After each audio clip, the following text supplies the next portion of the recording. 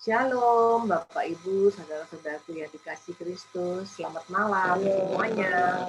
Ya, tadi kita sudah menyapa dengan melambaikan tangan, berarti kita ada di tempat ini ya. Dan kita sungguh-sungguh mau hadir bersama dengan Roh Kudus yang ada. Ya, tadi Sisi sudah nyanyi dengan pujian yang begitu baik, penyembahan yang sungguh kami merasakan kehadiran Roh Kudus ya. Dan biarlah hanya Roh Kudus sajalah yang memberikan penerangan kepada kita. Baik, ini pada seminar pemuritan yang pertama, saya mendapatkan tugas untuk membawakan sesi yang pertama di paroki Pademangan ini, di PDKK Alfonsus. Nah, saudara-saudariku yang dikasih Kristus, ya, pemuritan mungkin Bapak Ibu sudah pernah ikut dulu, ya. Tapi sekarang kita memperbaharuinya lagi, yaitu dengan buku yang baru. Ya, buku yang baru mungkin ada yang sudah beli, sudah punya bukunya ini, ya, bukunya ini, ya, apa itu murid yang sejati, ya. Memang isinya kurang lebih sama, cuman kalau buku yang lama itu kan juga dari terjemahan dari campuran ya, dari ada gereja lain, tapi ini lebih bersifat Katolik gitu ya, jadi dilengkapi dengan KGK. Ya, Katekismus Gereja Katolik dan seterusnya. Baik, untuk itu saya mau mencoba men-share screen-nya dulu ya, supaya memudahkan kita belajar, merenungkan bersama-sama. Bentar ya.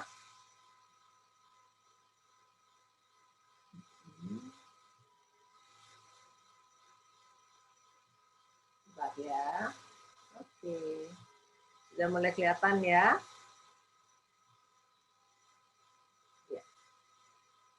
Di sini kita mau bicara mengenai pemuritan.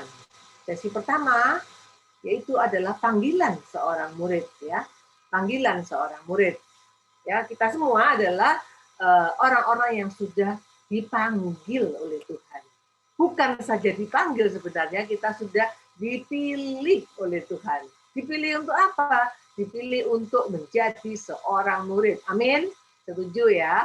Oke. Maka sekarang kita mau belajar, kita mau mendalami apa sih murid itu, yang dimaksud murid itu apa? Seorang murid itu bagaimana? Ya. Nah, kita pada seminar ini akan banyak belajar dan merenungkan. Bukan hanya belajar di kepala saja, bukan, tetapi mau merenungkannya dalam hati, mau menghayatinya dalam hidup, dan kita mau menjalaninya sebagai seorang murid Kristus. Oke, ya.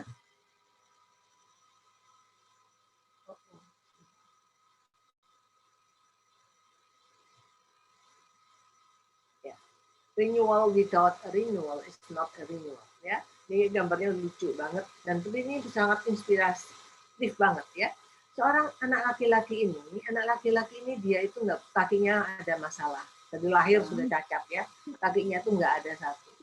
Kalau dia memikirkan akan terpuruk kalau dia hanya memikirkan bagaimana dia bisa jalan nggak, apakah dia bisa menari nggak, apakah bisa melakukan segala macam, bermain bola, atau apa-apa dia bisa apa enggak, misalnya seperti itu ya.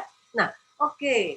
Dan di sini, saudaraku terkasih, anak ini hatinya ya karena pengaruh daripada orang tuanya, didikan orang tuanya, dan bimbingan dari orang tuanya dan orang-orang yang ada di sekitarnya, ya, sehingga ada kesempatan dia itu mendapatkan suatu kaki palsu, ya. Sehingga dengan adanya kaki tambahan, dia bisa belajar, dia mengalami suatu hidup yang baru, diperbaharui si anak kecil ini. Yang tadinya dia mungkin susah sekali untuk berjalan, untuk melakukan aktivitasnya, tetapi dengan adanya tambahan kaki yang baru, ya, maka dia bisa melakukan seperti ini. Bahkan bisa menari seperti ini dan seterusnya dengan kakinya yang satu yang bukan kaki asli, tetapi menjadi seperti asli. Dan ini sangat bagus sekali. Oke, saudaraku terkasih, ini adalah suatu pembaharuan yang terjadi dalam diri anak ini, dan dia melakukannya sungguh-sungguh sehingga sungguh-sungguh menjadi pembaharuan. Jadi kalau ada suatu niatnya pembaharuan, tapi nggak mau dibaharui, ya juga bukan pembaharuan ya namanya. Oke. Bapak, Ibu, saudara-saudaraku yang dikasih Kristus, di sini kerangka daripada buku murid sejati, ini garis besarnya karena saya membawakan sesi yang pertama, maka saya sedikit akan memberikan gambaran, ya, bagaimana menjadi seorang murid yang sejati, ya. Pak Thomas atau Sisi, nanti kalau misalnya suara saya ada masalah karena saya pakai data, ya, tolong dikasih tahu ya, apakah saya masih didengar suaranya, ya. Ya, siap, Bu. Ya, terima kasih ya. Oke, jadi kerangka daripada buku murid yang sejati ini, pertama yaitu Yesus memanggil para muridnya ya. Jadi yang garis merah, yang warna merah itu penting. Jadi Yesus memanggil, ini murid ya. Yesus memanggil para muridnya. Setelah dipanggil, maka Yesus membina relasi persaudaraan dengannya ya, relasi persaudaraan. Dipanggil, ingat kita tidak cukup dipanggil aja udah selesai, tidak, harus dibina. Yang bina juga Yesus ini ya, bersama dengan dia membina relasi persaudaraan dengan dia. Setelah relasinya sudah mulai terbentuk, sudah mulai ada, tidak cukup. Kita ini harus diarahkan oleh Yesus menjadi seperti dia sebetulnya, hidup yang sesuai dengan meneladani Yesus. Jadi niru gurunya. Ya, niru gurunya kita. Ini murid kan, murid kaitannya dengan guru ya, walaupun Yesus adalah Tuhan. Tapi sekarang kita mau lihat Yesus sebagai guru. Nah, lalu di situ setelah kita meneladani guru kita, maka kita menjalani ujian. Ujiannya itu ujian hidup, ya, bukan ujian tertulis, bukan ujian lisan, ujian hidup, ya. Lalu kalau kita mengalami ujian-ujian hidup ini, maka Allah itu akan berkenan membimbing. Jadi menjalani ujian itu kan perlu belajar, ya, perlu macam-macam, ya. Selain belajar juga perlu ya pengalaman apa segala macam. Ini tuh kita nggak sendirian, dibimbing, ya. Jadi Allah sendiri yang membimbing, yaitu dengan Roh Kudus yang membimbing para murid itu, ya. Bayangin sudah ujian, tapi ujiannya itu nggak dilepas begitu saja, masih dibimbing, ya. Supaya apa? Supaya murid itu semakin menyadari komitmennya dan tanggung jawabnya, lulus. Ya, setelah dibimbing, ujiannya dibimbing, lulus karena mempunyai komitmen dan tanggung jawab. Nah, kalau sudah lulus, jangan diem dan berpangku tangan, tidak, ya, tetapi harus berbuah.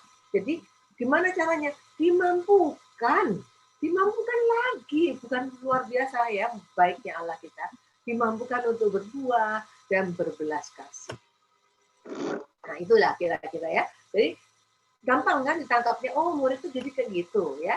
Oke, sekarang kita mau belajar bagaimana panggilan seorang murid itu.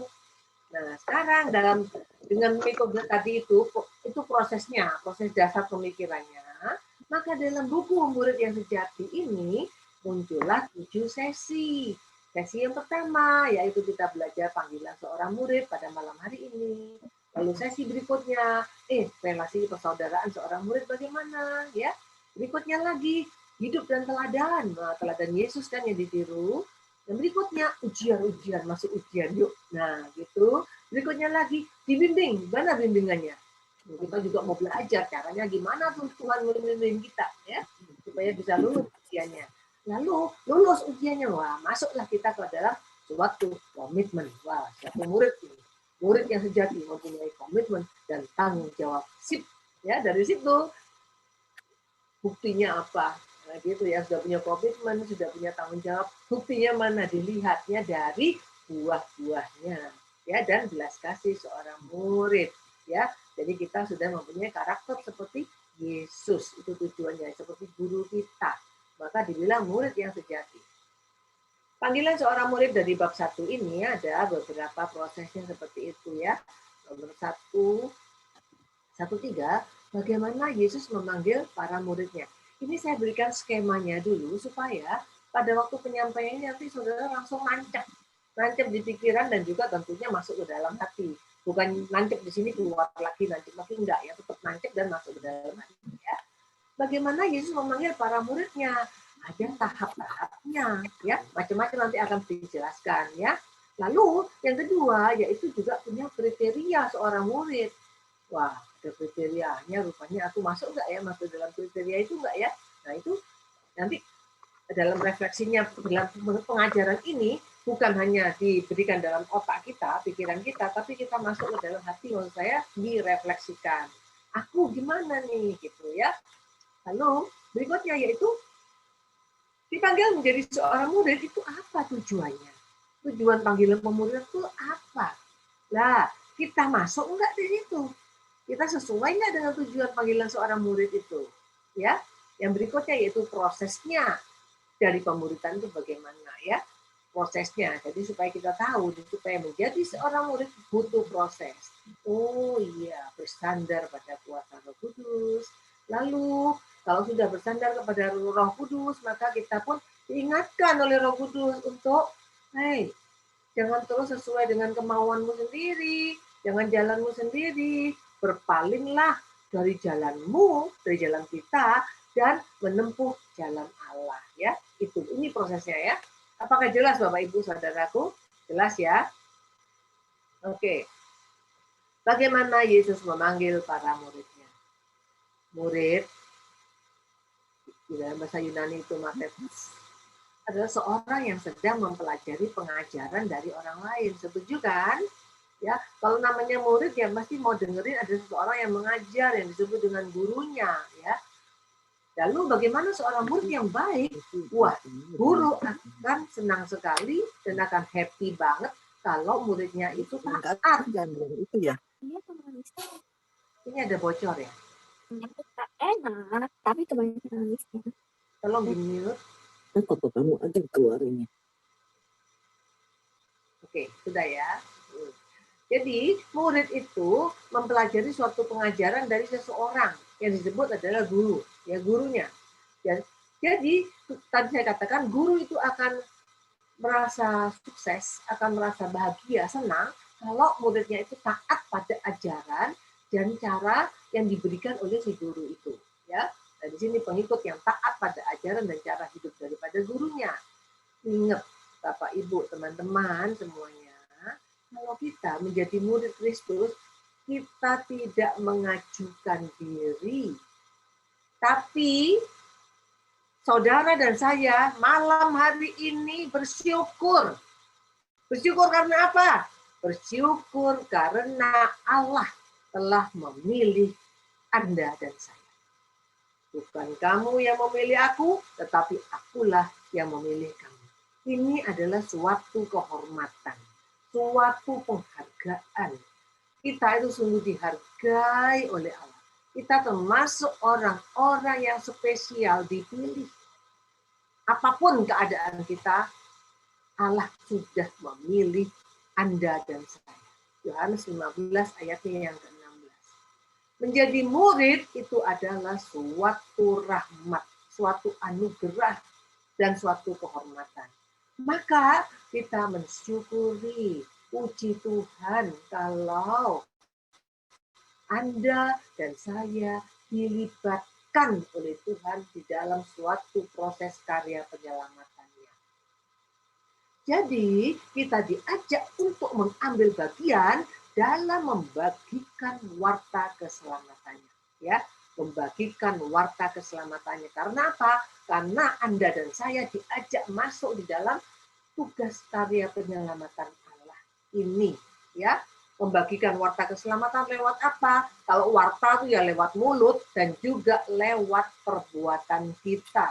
Jadi kita menjadi orang-orang yang lebih transparan di hadapan Tuhan dan di hadapan sesama, ya. Karena kita adalah orang-orang yang sudah dipilih secara khusus oleh Allah. Sampai di sini saudara hayati bahwa saudara itu adalah orang yang sangat spesial. Saudara dan saya spesial di mata Tuhan. Karena ingat, bukan kamu yang memilih aku, tetapi akulah, Tuhanlah yang memilih kita. Ya, kita sungguh bersyukur untuk ini, ya. Nggak main-main ini. Ini adalah sesuatu yang sangat terhormat, ya, karena ini kita mendapatkan anugerah, ya, rahmat, ya. Tahap-tahap pemuritan yaitu, nah, saudaraku terkasih, ini penting, ya. Jalannya itu bagaimana? Kalau Allah memanggil, memang iya memanggil.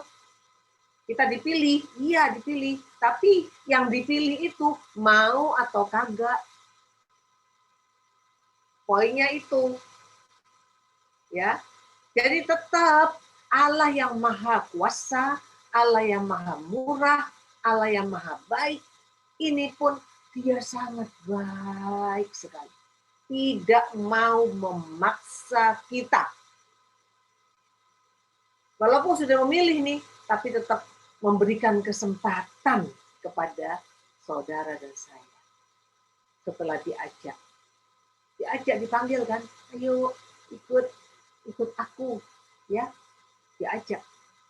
Nah, kita diberi kebebasan, timbang pikir, tuh gimana nanti ya, pekerjaanku gimana ya, nanti keluargaku gimana, waktuku gimana ya, aduh semuanya dipikirkan, dipertimbangkan. Silakan, Allah tidak membatasi. Silakan pertimbangkan. Nah, dalam hal itu, nanti dalam prosesnya kita akan melihat bagaimana pertimbangan-pertimbangan yang ada di dalam diri kita, terutama dalam hati kita, yang tentu kalau namanya sudah dipilih, ini kan Roh Kudusnya terus bekerja. Ya, kuat-kuatan ini Roh Kudusnya dengan kita, tapi Roh Kudus tidak pernah paksa, cuma dikasih terus, dikasih ajakannya, dikasih kebaikannya, dikasih ini segala macamnya, supaya pertimbangan-pertimbangan ini namanya ditimbang-timbang itu kan gini-gini ya, timbang, sampai akhirnya terus satu keputusan, yes Lord, aku mau, ya, jadi memberikan hasil. Jadi satu keputusan, maka kita punya kehendak, maka kita mau hasilnya, mau kita mau buat sesuatu. Ya, saya sudah mengambil suatu keputusan. Bapak Ibu dan teman-teman semua, hidup ini adalah keputusan. Ya. Life is the choice. Life is your choice. Ya. Itu keputusan. Oke. Nah, lalu sekarang kita mau melihat bagaimana tahap-tahap pemuritan dalam Yohanes 1 ayat 35 sampai 51. Pertama kali dari gambar ini, dari gambar yang ini ya, yang di tengah ini. Nah, ya gambar di tengah ini. Nah, ini itu adalah Yohanes Pembaptis. Yohanes Pembaptis, ini siapa? Wow, ini adalah guru kita yang luar biasa ya. Ini adalah Tuhan Yesus ya. Yohanes Pembaptis ini dia bekerja atau mulai pelayanan, bukan bekerja ya. Pelayanannya itu kurang lebih hampir barengan sama Yesus.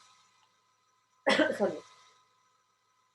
Hampir barengan dengan Yesus. Umurnya juga tidak beda-beda jauh lahirnya maksudnya bukan umurnya ya, nggak beda-beda jauh ya. Dia itu 6 bulan lebih tua daripada Yesus kan. Ingat nggak pada waktu Maria mengunjungi Elizabeth? Ini kan anaknya Elizabeth dan Zakaria, bukan? Nah, di sini ini juga dia melakukan pemberitaan kerajaan Allah juga dengan caranya membawa orang supaya bertobat nih seperti itu. Dia juga membaptis banyak orang. Yesus nggak membaptis siapa-siapa, belum ya. Di sini memang Yesus tidak membaptis. Yang membaptis adalah Yohanes Pembaptis, dan Yesus itu nanti banyak pengikutnya juga dibaptis, tapi yang membaptis bukannya Yesus tetapi murid-muridnya. Ya, Yesus membaptisnya yaitu khusus dengan Roh Kudus ya. Oke. Nah, sini Yohanes Pembaptis di sini ini dia ngomong loh kepada 2 orang muridnya ini, salah satunya adalah Andreas. Ya. Nah, di sini jadi Yohanes Pembaptis yang sudah pelayanan, dia pun punya murid yang banyak. Tetapi kita melihat bagaimana kerendahan hati Yohanes Pembaptis ini. Ya. Dia bilang kepada 2 orang muridnya itu loh anak domba Allah, ya. Inilah yang aku tidak layak membasuh membuka tali kasurnya pun aku tidak layak ini. Jadi malah muridnya ini disuruh kalau mau tuh ikutlah dia. Nah, saudaraku, ini kan di luar kebiasaan. Kalau orang sudah punya murid, sudah punya pengikut, ya, seringkali, wah, muridku ya kalau bisa tetap dalam aku dong. Ini tidak, malah diberikannya kepada Yesus ya di sini ya. Jadi ditawarkan muridnya itu loh, ada Yesus tuh ya, dia anak domba Allah Ini Yohanes ini melakukan apa namanya? Melakukan suatu kesaksian tentang Yesus, ya. Saudara, kalau mau melihat kitab sucinya di sini, ya saya coba akan bacakan sedikit. Atau saudara ada bawa kitab suci? Ya. Coba yang bawa kitab suci, tolong dibuka Yohanes bab 1. Ayatnya yang ke-32.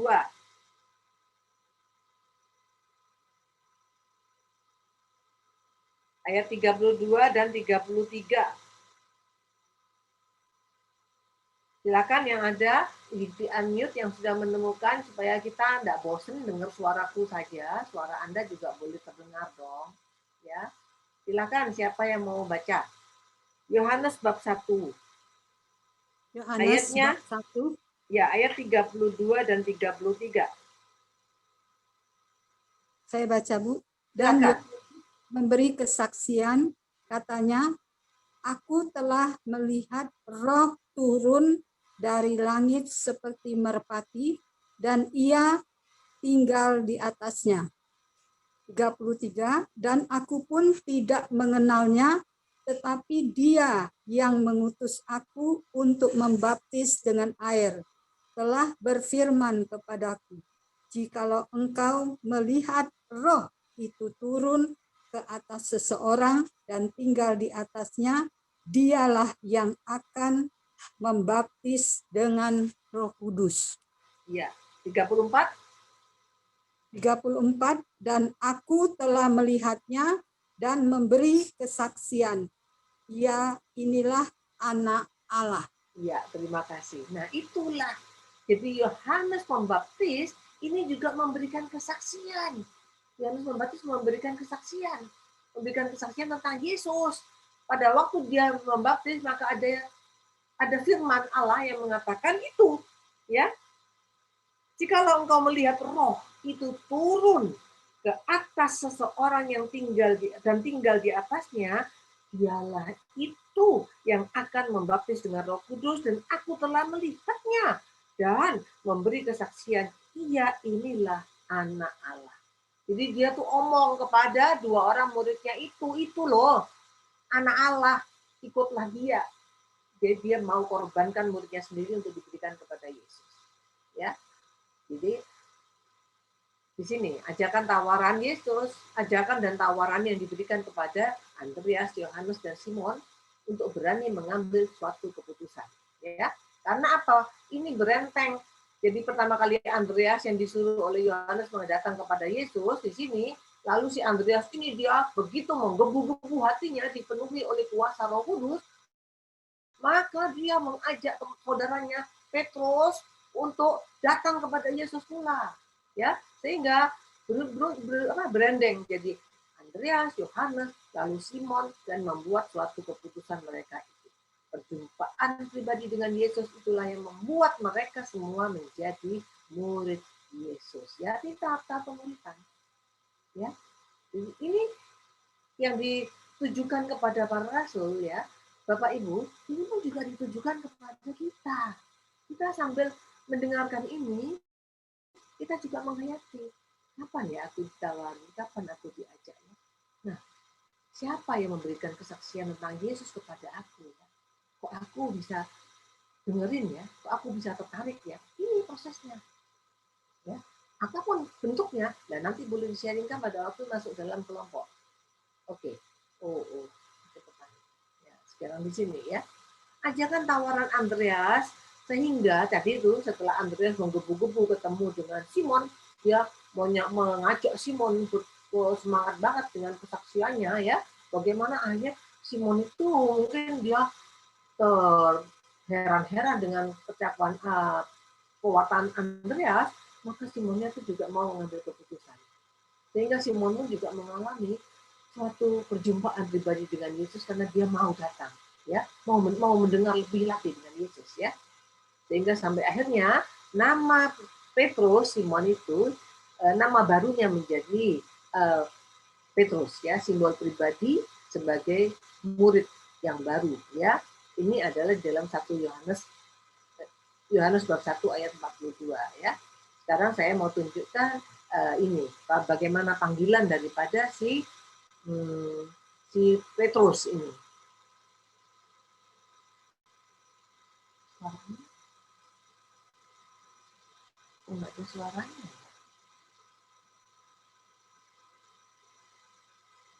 Dengaran suaranya kan? Nggak ada suara, Bu. Gimana caranya ya? Bu Leni suaranya hilang. Iya.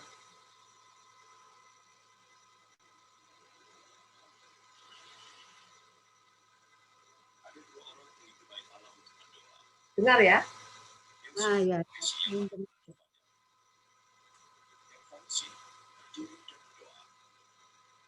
Saya bersyukur karena saya tidak seperti orang lain yang serakah, curang atau berzina. Saya bersyukur bukan juga seperti penagih pajak ini. Saya berpuasa 2 kali seminggu dan memberi berpuluhan. Tetapi penagih pajak berdiri jauh bahkan tidak berani menatap ke atas. Ia memukul dadanya dan berkata, "Ya Allah, kasihanilah saya orang berdosa ini." Aku berkata, penagih pajak yang dibenarkan oleh Allah dan bukan orang Farisi itu. Barang siapa meninggikan diri, direndahkan. Dan barang siapa merendahkan diri, ditinggikan. Bertolaklah ke tempat yang dalam, dan tebakkanlah jalan untuk menangkap ikan. Oh, Guru, sepanjang malam kami bekerja keras, dan tidak mendapatkan apa-apa. Tapi karena Engkau yang menyuruh, saya akan pergi. Yakobus! Yohanes!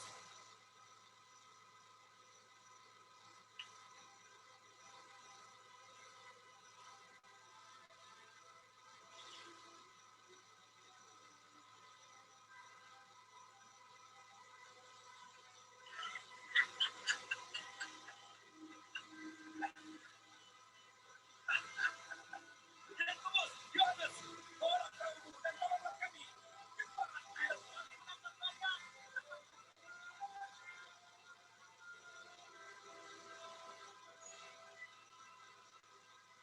Sudah cukup.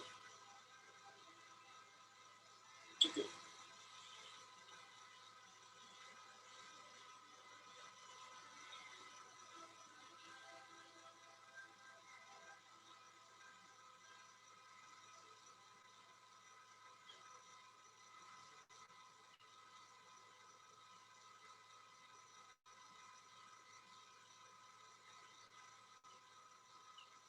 Tinggalkan saya. Saya orang berdosa. Jangan takut. Sekarang kau jadi gejala manusia.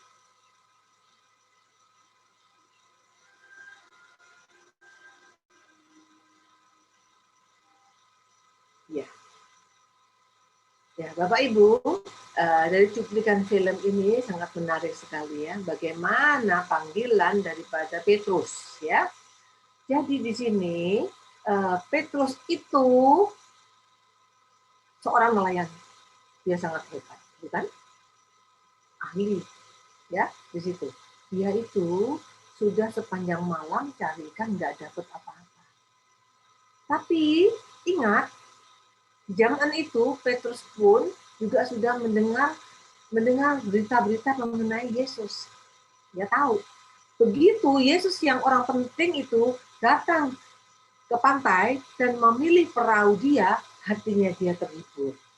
Itu senang sekali ya. Ada orang yang beken seperti itu, kan kita juga seperti itu. Kalau ada orang yang terkenal mendatangi kita, kita senang nggak? Senang. Pak Jokowi mendatangi kita, misalnya sengaja foto dengan kita, senang nggak? Senang banget ya, seperti itu kira-kira. Ya, seperti itu ya. Jadi Petrus pada waktu itu hatinya terhibur dan dia senang sekali karena Yesus masuk di perahunya. Udah, setelah Yesus mengajar di perahunya dia ngomong kan tadi mengenai bagaimana membayar pajak dan seterusnya ya, seperti itu. Lalu selesai mengajar, dia mengajak Petrus untuk ayo pergi ke dalam, lebih dalam lagi ke sana untuk menebarkan jalan. Kaget dia, yang tadinya merasa terhibur senang karena perahunya dipilih oleh orang penting yaitu Yesus yang sudah terkenal pada saat itu, sudah mulai terkenal ya. Lalu sekarang kok dia disuruh menebarkan jalan? pada siang hari dia adalah nelayan ulung, ya, yang punya pengalaman banyak, ya. Gimana ini? Ya, dia sebenarnya hatinya nggak cocok, nggak sesuai dengan pikiran dia. Maka dia berani ngomong kepada Yesus, ya. Memang Petrus orangnya kan spontan sekali kan, apa yang dia ngomong ya ngomong cablak gitu ya, ngomong ya ngomong. Kalau begitu muncul dia ngomong, Tuhan, udah semalam-malaman saya itu mencari ikan, hasilnya nggak ada. Kan cari ikan tuh nggak pagi, siang begitu. Cari ikan tuh malam. Ya, sepertinya seperti itu ya. Dia ngomong, tapi rupanya dalam hatinya juga tergelitik. Tetapi karena engkau yang menyuruhnya, maka aku lakukan juga. Ini poin. Keterbatasan manusia, ketidakmampuan manusia, kalau dihadapkan dengan kebesaran Tuhan dan kemuliaan Tuhan, titik itu penting. Karena engkau yang menyuruhnya, maka aku melakukannya juga. Hasilnya apa? Luar biasa. Pada saat Petrus mengalami perjumpaan pribadi dengan Yesus, ada sesuatu yang bergejolak dalam hatinya, ya, perjumpaan itu membuat suatu gejolak dalam hatinya, dan dia kaget. Ya, ketemu Tuhan Yesus kan kaget-kaget kan? Bapak Ibu, saudara-saudari berkasih, kalau ketemu Tuhan Yesus kita kaget ya. Ya, dalam kehidupan ini kalau kita ketemu Tuhan Yesus dalam karya-karyanya, dalam kehidupan kita seringkali terkaget-kaget. Petrus pun juga begitu, kaget ya. Kaget karena apa? Yang katanya sudah semalam-malaman cari ikan, dia nggak dapat satu ekor pun. Sekarang jam siang hari, maka bisa mendapatkan 2 perahu yang hampir penuh. Sampai Yesus mengatakan, cukup, cukup. Ya, dalam film tadi, sebenarnya ini adalah suatu permenungan bagi kita. Manusia itu seringkali kalau mendapatkan berkat, itu nggak ada puasnya. Sampai Tuhan sendiri mengatakan, cukup, cukup, tenggelam nanti kapalmu. Nah, seperti itu ya, sudah terlalu banyak, sudah berlimpah-limpah. Cukup, cukup. Ya, nah saudara terkasih, perjumpaan itu poinnya apa? Tadi di film itu kelihatan kan, ada suatu permenungan mimik muka daripada Petrus, dia sejenak melihat Yesus, lalu dia berkata apa? Tuhan, pergilah daripada, karena aku adalah orang berdosa. Poinnya di situ.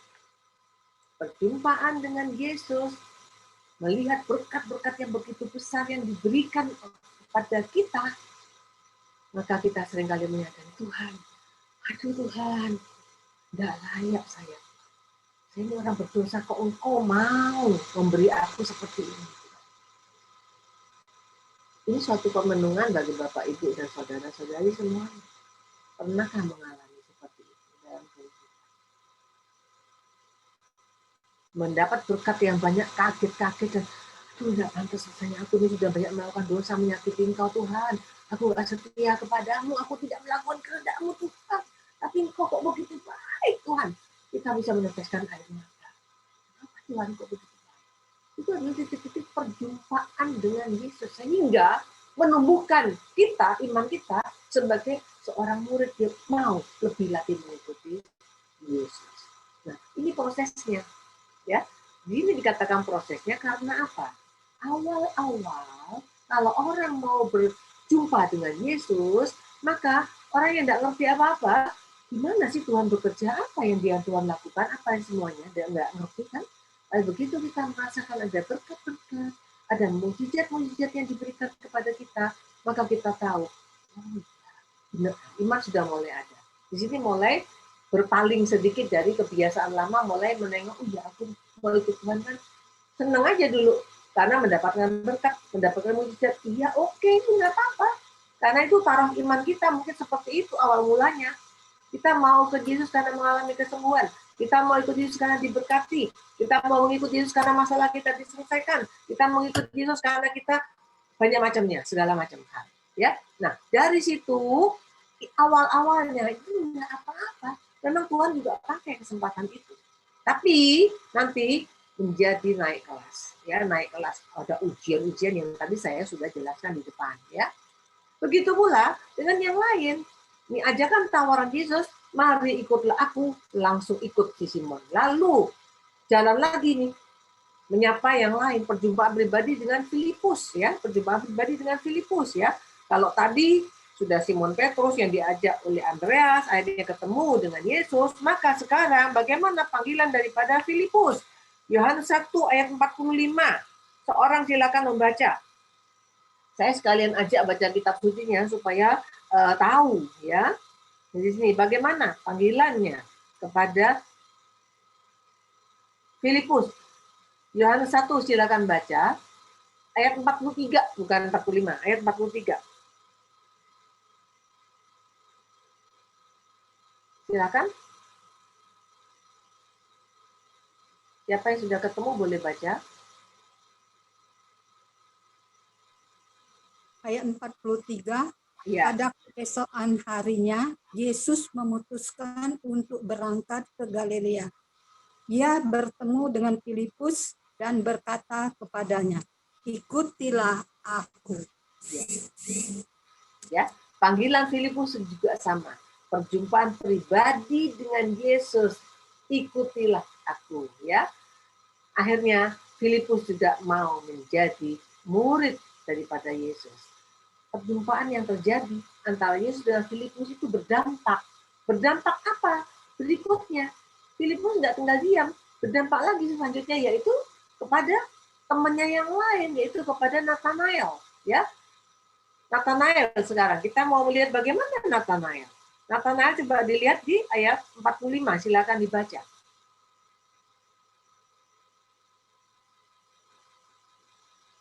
Bisa bantu Ibu Anas? Yohanes 1 ayat 45. Enggak ada yang Saya, baca Bu. ini. Oke, Bu, saya Oke. baca. Filipus, Siapa yang mau Filipus bacain? Ya, bertemu saya yang baca dengan deh. Oke. Nathanael.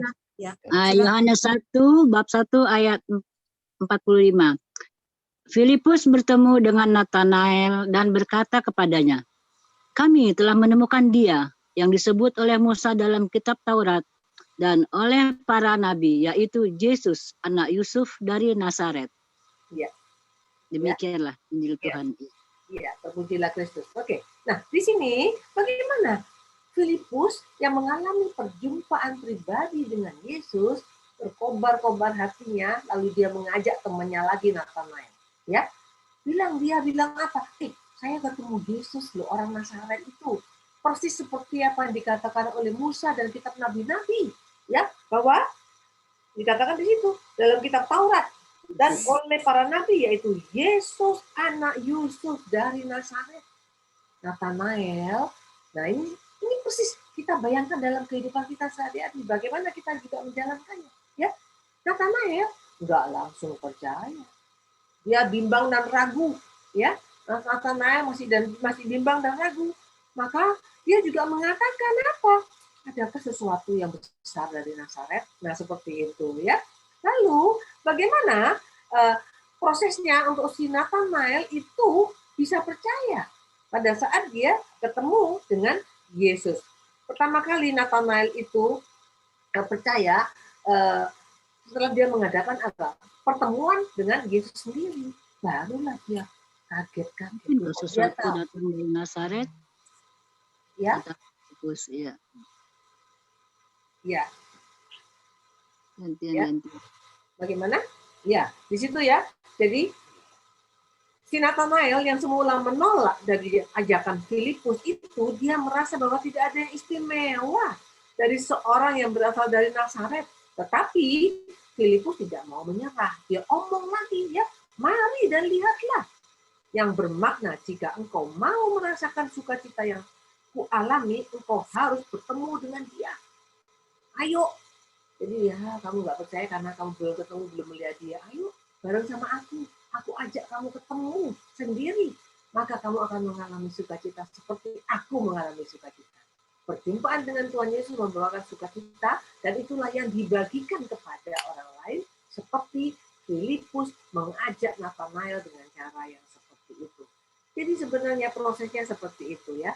Jadi bagaimana seorang itu bisa mengajak orang lain untuk menjadi murid, yang seperti yang dilakukan oleh para rasul itu. Pertama kali yaitu dengan kesaksian. Contohnya tadi Yohanes Pembaptis. Itu loh, Yesus anak Allah. Nah, seperti itu ya. Setelah memberikan kesaksian, ada suatu perubahan ya. Seperti Andreas itu ketemu Yesus, ada perubahan, maka dia dengan semangat omong kepada Petrus untuk ikut Yesus. Seperti Filipus sama, mengalami perubahan, maka mengajak Nathanael untuk ikut Yesus. Nathanael ragu-ragu, ayo, bareng sama saya mau ketemu Yesus. Maka engkau akan mengalami sukacita seperti yang aku alami ya. Seperti itu. Jadi, walaupun orang menolak, kita tidak boleh berhenti untuk omong, untuk mengajak orang. Ya, nanti kalau memang benar-benar dia menolak, ya terserah. Bukan hasilnya kita tidak penting, tetapi kita harus mengajak terus sampai dia ketemu dengan Yesus. Kalau dia udah ketemu, ya sudah urusannya Yesus ya. Oke, tahap-tahap pemuridan dalam Matius 4 ayat 18 sampai 22.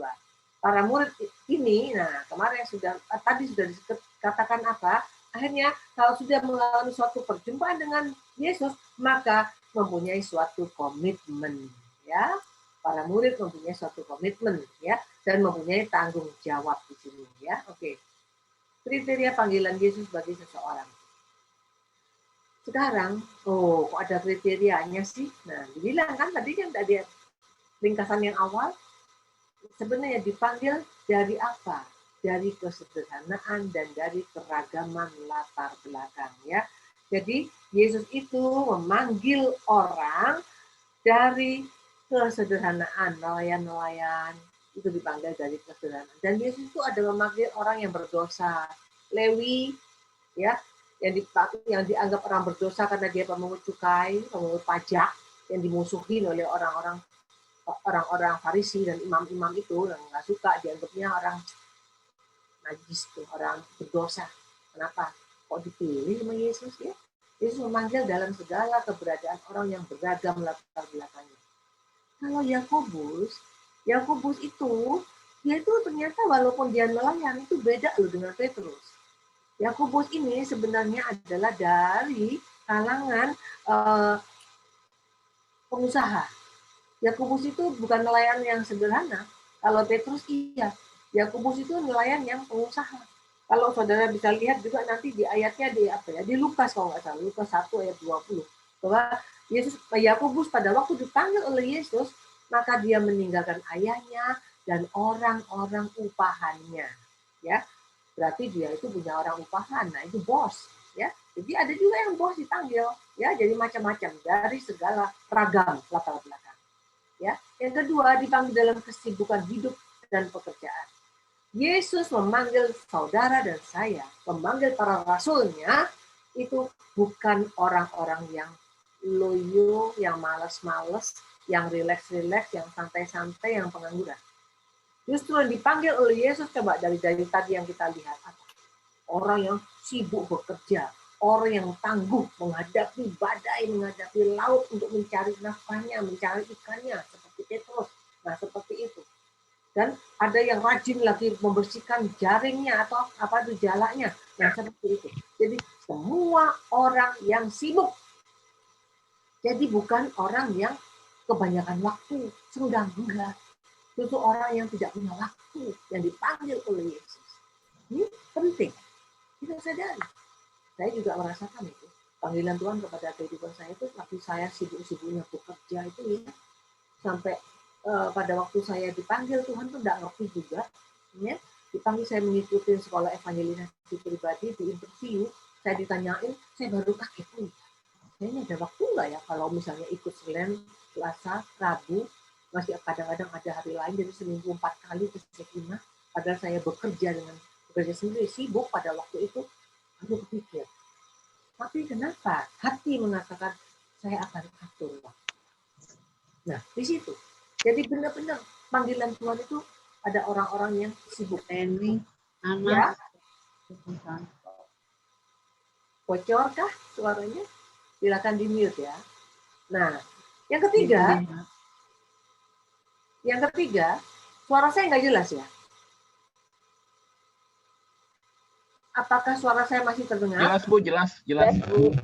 Oke. Jelas Bu, bagus. Oke, terima kasih. Yang ketiga yaitu dipanggil dalam keadaan kedosaan. Jadi jangan anggap yang dipilih oleh Yesus itu orang yang suci-suci, yang saleh-saleh. Enggak. Semua orang telah jatuh dalam dosa, bukan? Kadang-kadang ada yang dosa besar pun dipanggil oleh Tuhan Yesus ya. Termasuk si Matius, si Lewi. Lewi ini adalah orang berdosa dipanggil. Sehingga Yesus pada waktu makan bareng sama Lewi, orang-orang Farisi dan imam-imam, dia makan sama orang berdosa. Ya seperti itu ya. Tapi Yesus punya kriteria sendiri yang memanggil orang suka-suka dia. Ingat tadi, bukan kamu yang memanggil aku, tetapi akulah yang memilih kamu. Oke. Yang keempat, dipanggil dengan melihat potensi, hal yang positif. Bapak, Ibu, saudaraku terkasih, kita semua itu punya plus dan minus, punya kelebihan dan kelemahan. Yesus tidak melihat kelemahan kita sebagai hambatan. Yesus tidak melihat keterbatasan kita sebagai hambatan. Kalau saudara tahu bagaimana orang yang tidak punya kaki, tidak punya tangan, seperti Nick itu, yang dari Australia itu, Nick siapa nama belakangnya itu. Nah, seperti itu dia pun juga bisa dipanggil, kalau Tuhan mau. Dia juga sebagai pemberita Injil. Ya, nah seperti itu. Jadi kelemahan-kelemahan dan keterbatasan kita itu tidak dipandang oleh Yesus sebagai suatu hambatan. Tetapi kelebihan kita yang kecil, yang sedikit, itulah yang dimaksimalkan oleh Tuhan. Jadi kita tuh bersyukur banget pada malam hari ini. Saya mengajak Bapak, Ibu, Saudara semuanya menyadari bahwa kita ini adalah sungguh-sungguh mendapatkan anugerah, mendapatkan rahmat, sehingga kita sungguh boleh dipilih dan dipanggil sekaligus menjadi dipanggil dan sekaligus dipilih menjadi murid Tuhan. Ya. Lalu yang kelima yaitu dipanggil melalui tantangan. Ya. Tantangan-tantangan dalam hidup. Seperti Petrus, kalau dia setiap malam mengambil ikan, ya, menangkap ikan nggak ada hasilnya, apa nggak suatu tantangan bagi dia bagaimana hidupnya nanti ya, tantangan yang besar. Tapi dari situ matanya ditelikkan oleh Tuhan ya. Sama dalam kehidupan kita yang banyak menghadapi tantangan, kita pun tetap dipanggil oleh Tuhan. Ya sekarang ini makin jelas dengan tantangan pandemi yang begitu besar, kita yang sudah jadi murid Tuhan, apakah kita masih siap menjadi muridnya? Ini suatu tantangan bagi saudara dan saya. Ya, tetapi bagaimana kalau kita sudah mempunyai komitmen dan tanggung jawab sebagai murid, maka kita harus jalan terus bersama dia.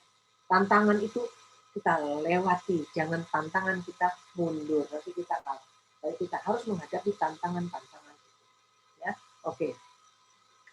Tujuan panggilan menjadi murid. Ya, sekarang bagaimana? Kita masing-masing mempunyai tujuan. Kita murid itu dipanggil oleh Yesus ada tujuannya. Yaitu apa? Yang pertama, yaitu untuk menghayati rahmat-Nya dalam hidup kita. Rahmat kasih Allah dalam hidup kita. Apakah kita menyadari akan hal itu? Apakah kita sungguh menyadarikah bahwa anugerah rahmat itu ada pada kita setiap saat? Mau keadaan pandemi, mau keadaan tidak pandemi, mau keadaan ada pekerjaan, tidak ada pekerjaan, mau keadaan sakit maupun sehat, mau dalam keadaan senang atau tidak, senang atau susah, apakah kita menyadari bahwa tetap ada rahmat Tuhan? Ini kuncinya. Kalau kita menyadari bahwa setiap hari rahmat Tuhan itu ada, dan kita tidak berdiri, jangan berpikir kalau rahmat Tuhan itu ada pada kita, kita itu akan selalu bahagia, kita itu akan senang terus, kita itu akan diberkati terus dengan pekerjaan yang berlimpah-limpah terus, dengan segala tidak pernah sakit. Nah, itu kan itu, ya. Tapi dalam keadaan yang tadi disebut oleh saya tadi, apakah kita menyadari bahwa rahmat Tuhan, kasih rahmat Tuhan itu ada terus dalam kehidupan kita? Ini penting. Jadi jangan sampai nanti sebagai seorang murid kita menjadi angin-anginan atau anget-anget tai ayam. Ya, kalau nggak diberkati lah Tuhan ini nggak sayang-sayangan, nggak mau lagi dia mengikuti dia. Dan seterusnya ya. Oh saya sakit doa sembuh-sembuh sih, padahal saya sudah berdoa novena, berdoa rosario, berdoa meditasi, rajin ke misa dan seterusnya, kok saya masih tetap sakit sih? Katanya Tuhan pilih saya sebagai murid dan memberkati saya, kok saya masih tetap sakit? Ingat, sakit maupun sehat apapun, tetap Tuhan menganugerahkan kasih-Nya kepada kita. Kita jalani semua. ya bersama dengan dia. Karena tujuan kita bukan hanya untuk kita sehat, untuk kita kaya, untuk kita segala macamnya senang-senangnya, tidak. Ya, tujuan ikut Yesus bukan itu, bukan. Yang kedua yaitu untuk menjalin relasi atau hubungan intim dengan Allah. Sebagai murid kita diajak untuk terus berrelasi intim. Kapan? Pada waktu berdoa saja? Tidak. Setiap saat. Ketemu siapa saja dan setiap saat. Ya mungkin kita jatuh bangun karena kita masih manusia, tapi kita setiap saat harus tetap mempunyai hubungan kepada Tuhan. Kalau kita jatuh, kita segera bangkit lagi dan kita langsung melihat lagi bagaimana Tuhan mau. Ya, kita minta ampun, kita lakukan yang terbaik.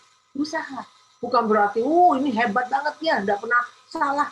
Tidak, kita mungkin bisa banyak salah, tapi yang penting bangkit dari segala kesalahan itu dan tetap mengikuti kehendak Tuhan. Ya, ini komitmen kita untuk mengikuti kehendak Tuhan, membangun relasi dengan Allah terus-menerus, ya. Karena gangguan-gangguan yang ada dalam diri kita selain roh kita sendiri, ada juga Roh Kudus yang terus bekerja, dan ada satu lagi yaitu roh jahat yang juga terus bekerja, tidak ada on-off-nya, on terus. Jadi godaan-godaan si jahat itu terus on di dalam kehidupan kita. Apapun, begitu kita sadari, maka kita harus juga on dengan Roh Kudus supaya sungguh kita dikuatkan oleh Dia, ya.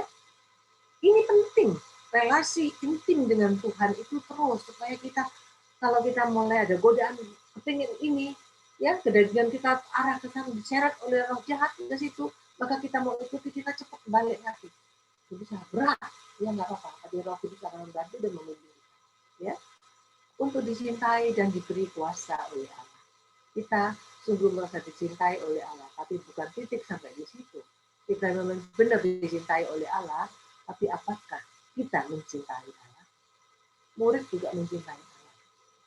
Bukan kita mau terima Allah, masih aku tuh, terima kasih Tuhan, berkat-Mu, terima kasih Tuhan, Kau mengasihi aku, titik, tidak. Kapan kamu mengasihi Allah? Sebagai murid kamu membuktikan kasih-Mu kepada Allah.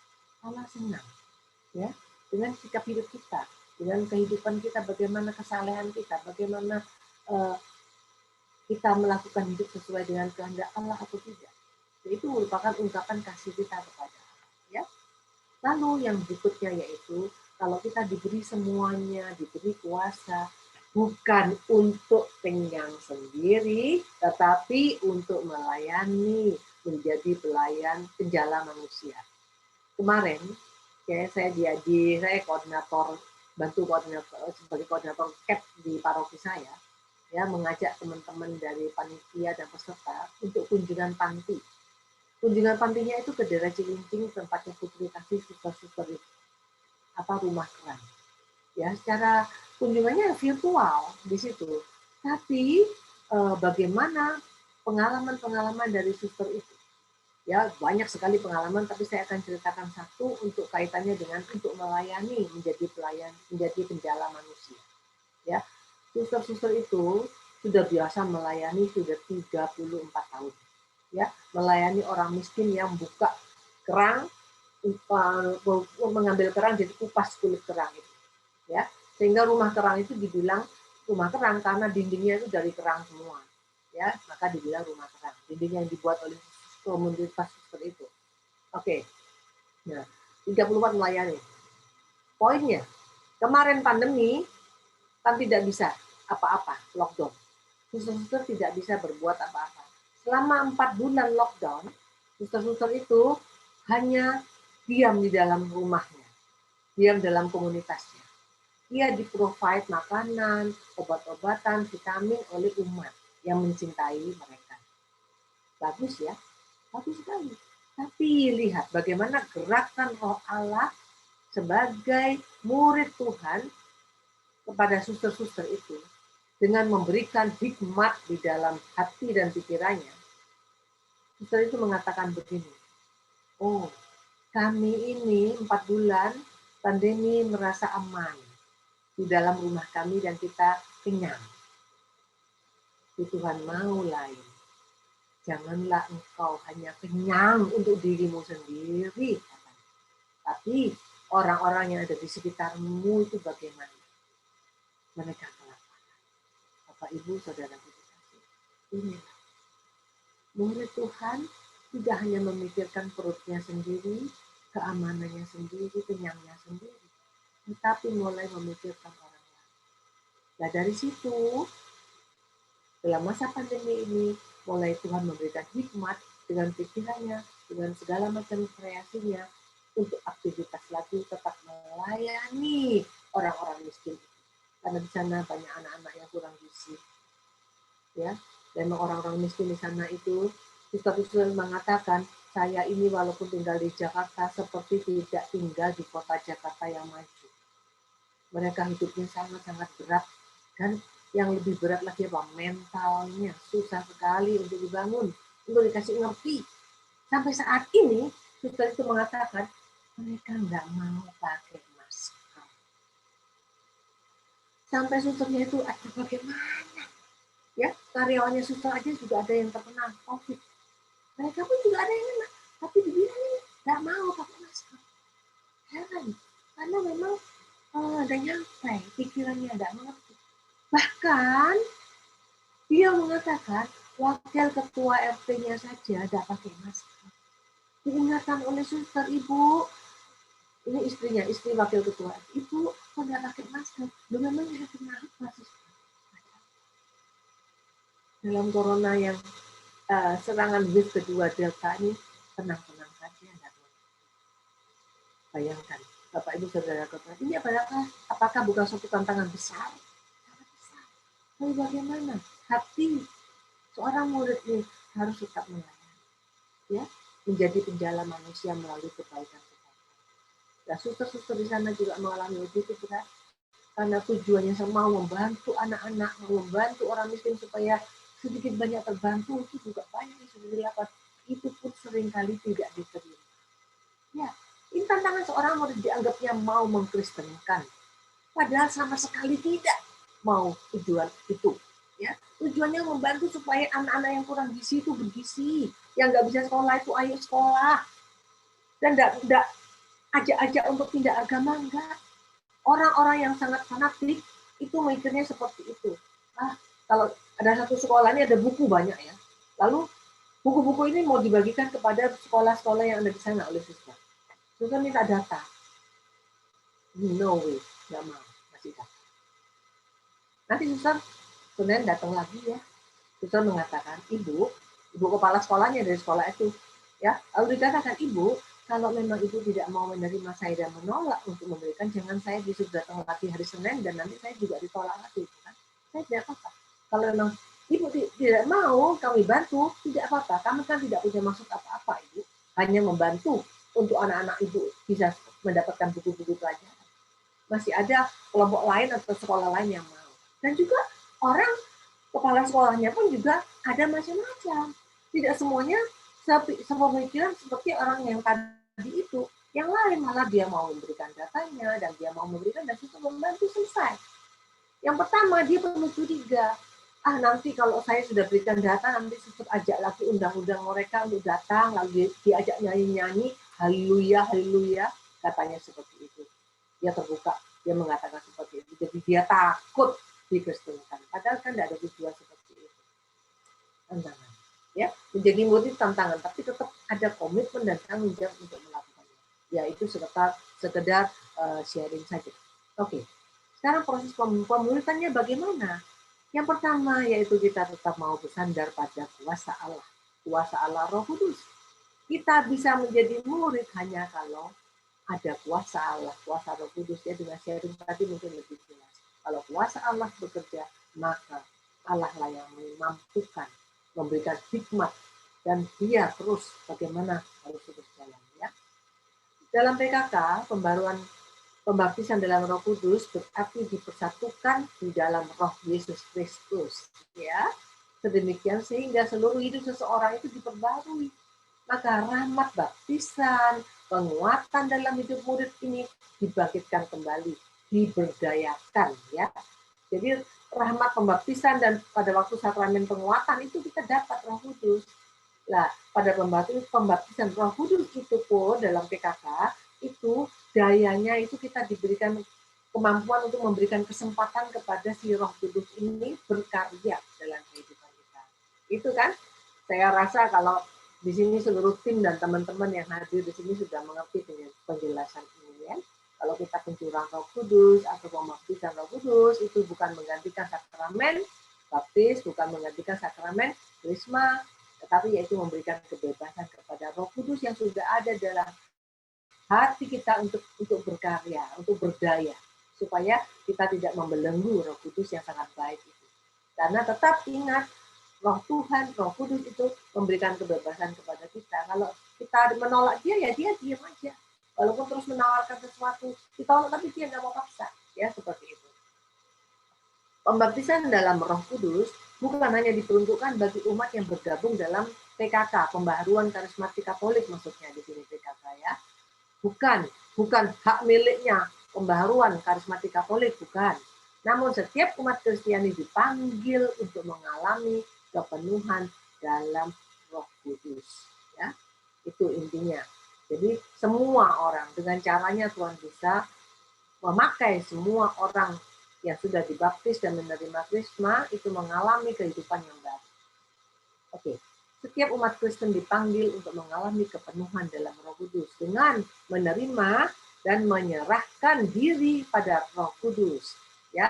Dan dibaptis dalam pencurahan Roh Kudus itu kita menjadi terbuka pada didikan Tuhan, ya, secara terus-menerus. Jadi kita mau belajar. Maka kalau pencurahan Roh Kudus dalam karismatik Katolik sering-sering dilakukan itu baik. Karena kita terus kembali diberikan kesadaran untuk memberikan Roh Kudus bekerja. Supaya Roh Kudus bekerja dengan sungguh-sungguh membimbing kita.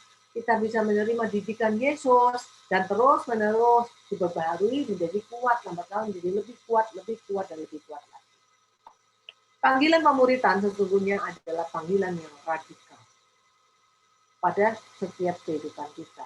Radikal artinya kita sungguh-sungguh mau melakukannya untuk Yesus, ya. Kalau kita sudah punya komitmen, maka kita sungguh-sungguh ada pengorbanan, iya, pasti, ya. Kita pasti mengalami pengorbanan, itu nanti akan dijelaskan di sesi-sesi yang akan datang. Ya. Namun yang satu kuncinya yaitu kita juga akan memperoleh sukacita, itu adalah buahnya, ya, janji Tuhan kan. Kalau kita mau mengikuti Yesus dengan sungguh, kita mempunyai karakter seperti Yesus, ya, maka buahnya adalah Galatia 5 ayat 22-23.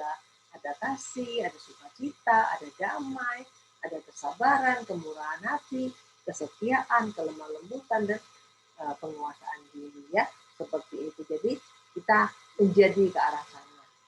Oke. Lalu setelah tadi Roh Kudus yang bekerja dalam diri kita, bagian kita apa?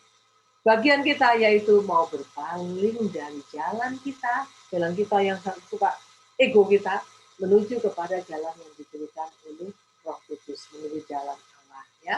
Ini dilengkapi dengan Katekismus Gereja Katolik, ya, nomor 1432, bahwa Allah memahami bahwa hati manusia lamban dan keras. Itu saya juga begitu, Bapak Ibu juga mungkin sama, lamban dan keras hatinya, ya.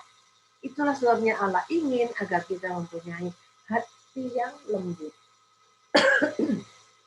Hati yang lembut, hati yang mudah dibentuk, ya. Kalau keras itu kan susah banget, ya. Susah banget. Lamban lagi, ya. Tapi kalau hatinya lembut itu luwes, ya, mudah dibentuk sesuai dengan kehendak Allah, ya. Pertobatan bukanlah terjadi atas usaha kita sendiri, loh. Kita memang harus bertobat, ya, tapi ingat yang membawa kita kepada pertobatan itu adalah kuasa Roh Kudus. Jadi rahmat daripada Allah itu yang mengarahkan hati kita untuk kembali kepadanya. Jadi ditarik oleh Roh Kudus, itu ditarik, ya. Ini adalah rahmat ditarik supaya kita bisa bertobat. Maka kalau kita sering-sering ngaku dosa, kadang-kadang dosanya itu sama. Dosa saya ini, kayaknya baru berapa bulan yang lalu dosaku itu lagi sadar, ya. Berapa bulan lagi dosanya ini, oh kok sama lagi, ya. Nggak apa-apa. Kita mungkin sering melakukan hal yang sama dan ngaku dosa yang sama, nggak apa-apa, tapi rahmat akan datang lagi, lebih banyak lagi kita diberikan kekuatan sehingga akhirnya sampai kita dosa itu nggak kita lakukan. Itu pentingnya. Jadi kita membutuhkan rahmat Roh Kudus untuk kita itu bisa bertobat, ya. Luar biasa. Kita nggak mampu dimampukan oleh Allah. ya, mengarahkan hati kita untuk kembali kepadanya. Melalui Roh Kudus, Allah memberikan kekuatan pada murid untuk beralih pada hidup yang baru di dalam Kristus. Ya, itu selesai sudah sesi saya, ya, pas jam 9. Sekarang saya akan mengajak, saya akan stop share dulu. Oke, nah di sini apakah jelas Bapak Ibu Saudaraku terkasih? Ya, kalau memang sudah jelas, saya kepinginnya begini. Bapak Ibu, sebentar ini dari Pak Thomas akan memasukkan Bapak Ibu dalam kelompok-kelompok yang kecil. Supaya nggak satu orang saya aja yang ngomong, tapi gantian Bapak Ibu boleh omong di dalam kelompok-kelompok kelas yang kecil, ya, bertiga atau berempat orang. Dan di situ mulai saya akan berikan pertanyaan, nanti itulah yang di-sharingkan, ya. Di-sharingkan di dalam ini, gampang sekali di-sharingnya. Semuanya itu didiskusikan di dalam kelompoknya nanti, ya. Jadi pertanyaannya itu boleh dicatat, tapi sebenarnya nggak dicatat pun juga ditangkapnya gampang. Ya, apakah panggilan pemuritan Anda, ya saudara semua akan dipanggil ya jadi murid. Apakah panggilan pemuritan Anda itu telah membawa pembaharuan di dalam hidupmu? Ya, jadi Anda sebagai murid kan, lah panggilan pemuritan itu apakah sudah memberikan pembaharuan di dalam hidupmu? Itu sharingkan ya. Gampang kan? Jadi kan semuanya adalah murid. Jadi apakah pemuritanmu ini sudah memberikan suatu perubahan yang baru dalam hidupmu apa? Silakan itu di-sharingkan. Oke? Dan sebelum masuk bor, saya akan berdoa sebentar ya. Nanti mungkin setelah bor, mungkin bisa langsung selesai diserahkan kepada Pak Thomas ya atau Sisi ya. Oke. Sekarang kita mau berdoa sebentar, kita mau tenangkan hati. Duduk yang enak, yang tenang, sebentar saja kita mau refleksikan diri. Ya, kita bernafas seperti biasa, tarik nafas agak panjang, hembuskan. Ya, kita tenang, kita tarik nafas lagi yang panjang. Kita hembuskan, tenangkan hati. Dalam nama Bapa dan Putra dan Roh Kudus, amin. Allah Bapa yang penuh kasih, malam hari ini kami sungguh bersyukur kepadamu. Karena Engkau masih memberikan waktu dan kesehatan kepada kami, sehingga kami bisa mengikuti acara seminar malam hari ini. Kiranya hanya Roh Kudus-Mu sajalah yang menerangi kami. Setiap daripada kami, sebagai suatu rahmat, suatu anugerah yang besar yang boleh kami semua satu persatu mengalami. Dalam kehidupan yang tidak mudah terlebih-lebih sekarang, kami sungguh mau merasakan dan menyadari rahmat panggilan kami semua. Mengapa Allah, Engkau mau memanggil kami sebagai murid-Mu?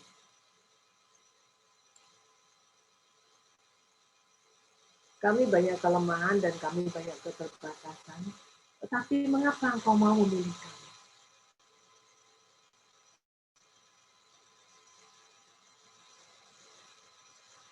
Maka kami pun menyadari akan hal itu.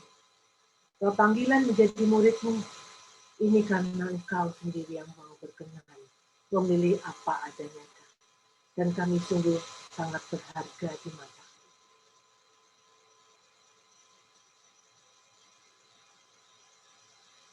Kami sangat berharga di mata-Mu ya Bapa. Dan Kau juga seringkali masih bertanya kepada kami, apa yang kamu cari dalam hidupmu?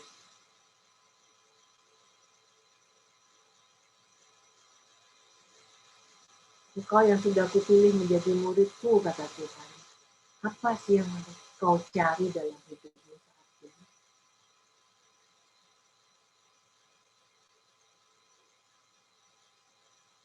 Saudara-saudari, dalam hatimu sendirilah yang bisa menjawab. Sebenarnya dalam hidup ini Engkau mau mencari apa? Engkau sudah dipilih menjadi murid Yesus.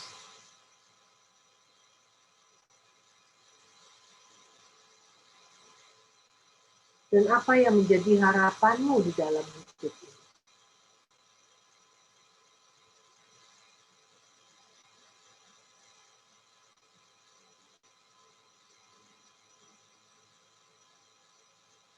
Ya Tuhan Yesus, Engkau tahu setiap hati kami berbeda-beda. Tujuan daripada hidup kami berbeda-beda dan harapan kami pun juga berbeda. Hanya Engkau dan aku yang tahu Tuhan. Tapi biarlah ya Tuhan, murnikanlah aku sebagai murid-Mu, supaya aku mempunyai satu tujuan yang jelas dalam hidup ini, dan harapan yang pasti dalam kehidupan ini, di dalam Engkau. Untuk itu ya Tuhan Yesus, terima kasih, biarlah Engkau saat ini yang sungguh hadir dan menerangi hati kami, supaya mengetuk hati kami. Kami sudah merasakan begitu banyak berkat-berkat yang Kau berikan kepada kami, Tuhan. Dan kalau sebentar kami akan sharing bersama, kami akan menyadari bahwa kami yang sudah menjadi murid-Mu, apa yang sudah kami lakukan di dalam hidup ini sebagai pembaharuan dalam hidup kami menjadi murid-Mu. Karena Kau menghendaki kami keluar dari diri kami sendiri, dan apa yang sudah kami lakukan. Kalau belum juga boleh di-sharingkan apapun yang ada di dalam diri-Mu, Bapak Ibu Saudara. Terima kasih ya Tuhan Yesus, karena Engkau sungguh Allah yang baik dan hidup, dan Engkau yang memberikan kesempatan kepada setiap kami. Terpujilah nama-Mu senantiasa. Sudah Maria doakanlah kami. Kemuliaan kepada Bapa dan Putra dan Roh Kudus, seperti pada permulaan, sekarang, selalu, dan sepanjang segala abad. Amin. Dalam nama Bapa dan Putra dan Roh Kudus. Amin. Ya baik, Bapak Ibu Saudaraku terkasih, silakan Pak Thomas untuk dimasukkan dalam bor. Ya. Ya, saya ulang pertanyaannya, Bu. Jadi, apakah panggilan menjadi seorang murid membawa pembaharuan dalam hidupmu? Benar ya? Iya. Oke. Pertanyaan saya udah taruh di chat ya. Dan sharingkan itu ya, pembaruannya apa kira-kira. Sekecil apapun sharingkan aja. Iya. Mungkin